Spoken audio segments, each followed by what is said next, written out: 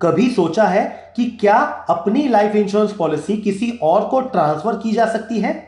माने आप अपनी इंश्योरेंस पॉलिसी किसी को गिफ्ट करें या पास ऑन करें या फिर उसे यूज करें लोन या फेवर के बदले। क्या यह पॉसिबल है? चलिए जानते हैं। प्रीति ने 2 लाइफ इंश्योरेंस पॉलिसी ली, एक 2 लाख की और दूसरी 5 लाख की।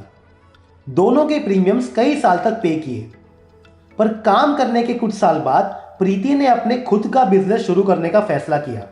यानी अब लाइफ इंश्योरेंस का प्रीमियम पे करना उसके लिए मुश्किल होने वाला था। प्रीति ने 2 लाख वाली पॉलिसी अपने छोटे भाई को असाइन करने का फैसला लिया, जिसका मतलब है पॉलिसी बेनिफिट्स और रिमेनिंग प्रीमियम्स को पे करने की रिस्पॉन्सिबिलिटी दोनों अब उसके भाई की होगी।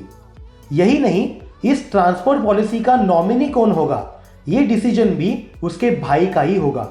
यानी पॉलिसी के रिलेटेड सारी रिस्पॉन्सिबिलिटीज, बेनिफिट्स और डिसीजंस अब उसके भाई का ही होगा।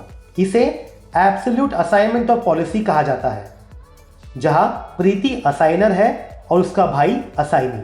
तो प्रीति ने उसके 2 लाख की पॉलिसी का एब्सोल्यूट असाइनमेंट कर दिया। 5 लाख की पॉलिसी को प्रीति ने अपने बिजनेस लोन के कोलैटरल की तरह यूज किया। यानी बैंक को वो पॉलिसी असाइन की, पर सिर्फ तब तक जब तक कि वो लोन रिपे नहीं करती है। इसे कंडीशनल असाइनमेंट कहा जाता है, जहां असाइनर यानी प्रीति और असाइनी यानी बैंक पॉलिसी ट्रांसफर या असाइनमेंट के कंडीशंस पर अग्री करते हैं। अगर प्रीति लोन रिपे नहीं कर पाती है तो बैंक उसकी पॉलिसी को सरेंडर करके लोन अमाउंट की भरपाई करने का फैसला ले सकता है।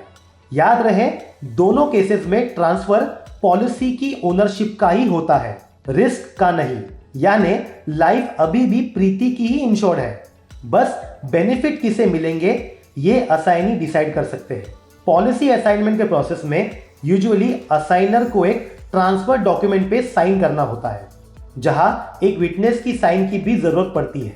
तो ये थे कुछ पॉइंट्स पॉलिसी ट्रांसफर और असाइनमेंट के बारे में।